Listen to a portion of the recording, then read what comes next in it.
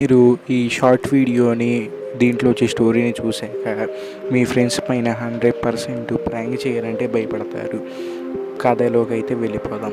ఆదిత్య జాదవ్, రాకేష్ వాగ్మోర్ అనే ఇద్దరు friends steel ప్లాంట్లో ఎయిర్ ప్రెజర్ పైన పనిచేస్తూ ఉంటారు.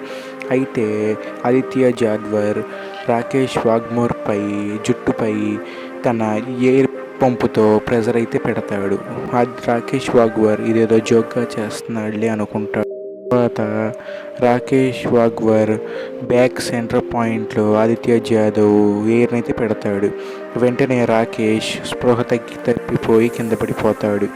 ఆదిత్య ఈడేదో జోక్గా చేస్తున్నాడు అనుకుంటాడు. తర్వాత అతన్ని హాస్పిటల్కి తీసుకెళ్తే అతను చనిపోయాడని తేలింది. మీరు అనుకోవచ్చు, ఇదేంటి తొక్కలో ఎయిర్ పెడితేనే చచ్చిపోయాడా అని.